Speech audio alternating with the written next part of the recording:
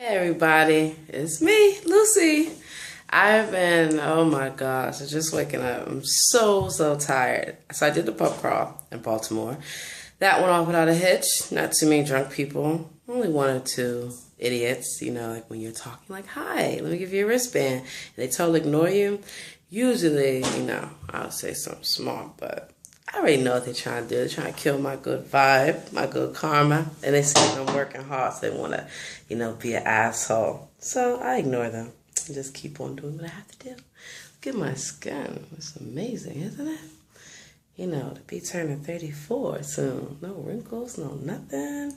And people always like they think I'm 23. And, of course, I'm not going to tell them I'm a witch. 33 billion years old, people. I know I don't look it. But obviously, I've been, hold on, turn water on. I'm house sitting for some really good clients of mine in Georgetown. I love their house. And they're really good people. I just hope things don't change because you know how things change up on me. Everything starts out okay. But we're not even going to wish any bad juju about that. So it's going to say it's going to be a great relationship. And actually, I have a lot of clients that once I work for people, I develop relationships with them. And it's to the point where, I go all out for them. I care about them. When I come to their house, I'm like the mom. Like, I have this one client in Virginia. He's kind of run like a hostel. And, you got young kids, older people, all kind of people. We had a guy from Baghdad the other day. There's a girl from Japan that just came to stay. And so, I'm always friendly. I'm the one that picks up their clothes off the floor, hangs them up. I do the laundry. I really make the space warm and inviting. I make their beds.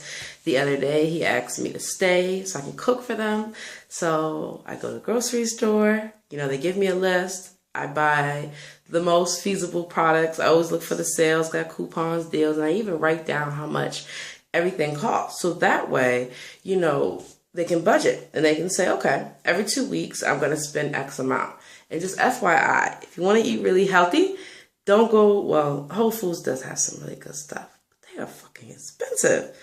Go to Trader Joe's. It's very affordable. I couldn't believe for $100, I got 3 whole bags of food. Plus their Simple Times beer and their wine, I think it's in California called $2 Chuck. And I was just amazed because I know I've gone to Whole Foods and I spent $40 and I barely had 1 bag. So that's healthy to know. And then, as you can see, so check me out. Let me stand up. Can't really see me too well. Look at me. I can't show you everything. Wait a minute. Let me show you the mirror side of me. Okay. See, let me tuck it on in. I'm getting down to my weight, my regular weight. It's hard when you go from a size 6 to a 16. People judge you when you're heavier. I still look great, because I carry my weight very well. But it woke my eyes up to, you shouldn't treat people bad just because of how they look or appearances. It's not nice to call people names. Now, I only call people fat bitches when they act like a fat bitch, and that goes for men and women. But seriously, beauty comes in all shapes and all sizes, and it really is what's on the inside that counts, people. You could be beautiful, have a nasty attitude. Now, I know some people say, oh, you must be talking about yourself, Lucifer. No. I've always had a nice attitude. It's just the pressure dealing with you stupid-ass demons. It's enough to make someone become super bitch. You know what I mean? And it's funny because even though I'm the devil, I'm very calm, very witty, very rational, very logical. So it's kind of like it really, debunks a lot of the theories and myths about the devil. People tried to first say I was a man. I'm not a man. I just play one from time to time. I don't want to be a man. I like being a woman. I like wearing dresses and perfume and heels. Quite honestly, I don't even like wearing pants. So I hate it when I have to wear sweatpants and stuff like that, which I guess for what I'm doing right now is not too bad. It's cold outside sometimes. For the most part, I like to wear my dresses and my heels and my jewelry and all that good stuff. And so back to what I was saying, so the people that I work for, I like to make them happy and keep them happy. I don't take their shit. so far that nobody has been like mean to me except for the cheap bitch. And you see, I got rid of her quick in a hurry. But let me tell you about these marketing companies and how they pissed me off. So I'm ultra prepared. When I take an assignment, I print off everything, I read everything, I route my itinerary, how to get there, what needs to be done. I even have it in a manual. And sometimes companies just don't have that follow through or do what they need to do. And I really get pissed off when they don't listen to me. When I tell them before an event, these are the things we need to have, especially if I've done the event before. Here's my prior experience with it. Here's what works. Here's what possibly won't work. Here's some suggestions. And they're just like, oh, whatever. See, a lot of these marketing companies, they're really good because they have teams that come out in the suits and they woo the clients and they get the contracts to represent companies like Starbucks, Unilever, GNC, QVC, L'Oreal. Then they in turn come and they hire people like me to be the brand ambassador. And I used to love it because it was fun. I did food demonstrations, cooking demonstrations. I've sold everything, jewelry, wine, energy drinks, you name it, I've probably sold it. Except pussy. So I guess you could say, if you looked at my resume, especially since 2012, like my promotional resume is 4 pages long. And then I also have a office resume, and then I also have a hospitality because I do the bartending, the serving, and the cooking. And now I'm about to create my 4th resume, the cleaning and organizational and the pet sitting and the house sitting, because, I've diversified. And I'm actually getting ready to transition my sole proprietorship into an LLC in case anyone tries to sue me. And then a lot of times now I need to hire people. Like for the pub crawl, I actually hired the guy. I don't have to pay him, but I'm the one that hired him. And I picked a really good pick. He came to work. He did a good job. He did what needed to be done. We vibed well. We got along great. And so team marketing or Team USA marketing, they're based out of New York. They are horrible. I did the Blythe Spirit promotion twice for them for 2 weekends. I traveled all the way to the Dallas Expo, and then I did it at Crystal City, their wine run or walk, and I also did it at the DC Convention Center.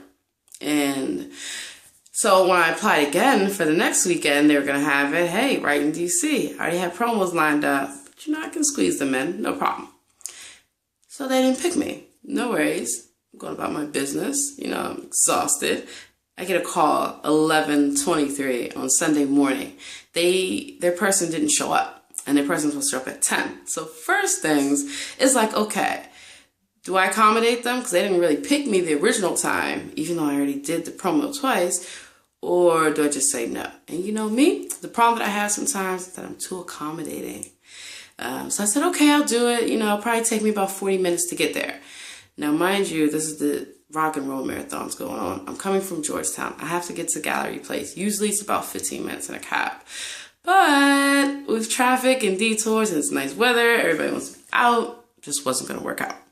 Plus the guy, that's supposed to meet, he wasn't even in the location. He wasn't answering his phone. And this asshole calls me. It was like, well, we thought you were going to be there 40 minutes ago. And I'm like, excuse me, this is a last minute request. There's a rock and roll marathon, and I'm on my way. I'm actually in a cab. It's like, well, I thought public transportation would be easier. And in my mind, it's like, motherfucker, you're in New York. You're not in D.C. I go from D.C. to Baltimore almost every day. I know all the routes, what works best, this, that, and the third. And I'm thinking, I don't really like his attitude, especially for this to be last minute. And why did you wait till 11:23 to call me? You should have called me at 10:10 when you saw the person wasn't there. Anyways, so me still trying to make it. Then eventually, once the guy who I'm supposed to meet up with is just not answering his phone, he's not at the location. I was like, I don't have time for this shit. I'm supposed to be representing L'Oreal. Never mind the fact that I had a client in Taos and I was supposed to go clean their house. He called me last minute too. I overslept. It's not the end of the world. Told him I'd give him 2 hours free cleaning. That's not bad, right? Good customer service. So I called him and I was like, you know what? It's not going to work out. He called me at the last minute. I try to be very accommodating to you. You have a nasty attitude. I really don't appreciate it. I will not be available to work for your company anymore. Have a great day. And I hung up. That was that. Of course, I sent them a nicely worded email. Basically just saying, I've enjoyed working for your company previously. My interactions with other staffers was amazing. However, this one particular gentleman that you had on call for the weekend, horrible. You know, there's a way that you talk to people. When you want people to do things for you, especially when you want them to be accommodating, you need to have a nice attitude. It goes a long way, don't you think, people? I think so. And so I was like, okay, I'll go do my L'Oreal promotions, right? So I had 3 promotions signed up.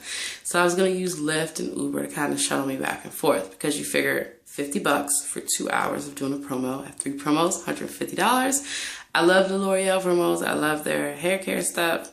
No problem. Except for I get to Tyson's, and you know what the manager tells me? Not only the demo kit is not there, which I need to execute it, because believe me, I have done them without the kit, like without giving people samples and coupons. It's not the same. She's like, somebody else already showed up yesterday. What? So this was my assignment. You know, I checked my portal assignments, because most of these companies have websites. Well, the more organized ones do. And they'll send you assignments, and you can either accept it or not. And so I accepted it. I'm like, so why would somebody else go to a store that I was already supposed to do? Okay, no worries. So I got turned away. And when you get turned away, it means the manager does not want you to do the promo. It's not that you don't want to do it, but it's like they don't think it'd be a good, you know, feasible effort of time, which I understand. So I was like, no worries. I went shopping, and then I got me some steaks, a big bottle of Shiraz, and I came back here. And I cooked, and I cleaned, and I just, oh gosh, I just relaxed. So I was pissed about that, because when I did the L'Oreal promotions last year, that actually happened to me. I went to Sterling, to Dulles, to Woodbridge, Alexandria, and Falls Church. And like 2 of the stores just did not have the kits. And it's such a waste of time, you know, to do that, especially when, you know, you're given Excel spreadsheets, the tracking numbers. But nonetheless, you know, I just reached out to Jessica, the company, because I really like this company. I was like, look, this is what happened. I never heard back from you. It didn't work out. Kind of disappointing. But nonetheless, I'm committed. Let's see if we can salvage this campaign. More than willing to doing it on another day. So that worked out. Now I'm going to have to squeeze L'Oreal in, because I just got a gig to work a conference at the DC Convention Center Saturday, Sunday, and Monday. I tell you people, I'm tired. So, you know. But that's what you got to do when you hustle. So Sunday was kind of like, gosh, what else could go wrong? But I didn't stress. I mean, I just relaxed. I said, look, I got so much business. It's crazy. I didn't get here till like, I don't know, 1 o'clock in the morning. Ate a piece of Uno's pizza and like went to sleep. Woke up this morning at like 11 something, and it's like, oh, my cleaning appointment, this guy, I've been, you know, cleaning for him for about over a year now in Virginia. It's really cool, in Clarendon. He was like, well, my appointment was supposed to be at 5:30 with you. Could we do it at 4?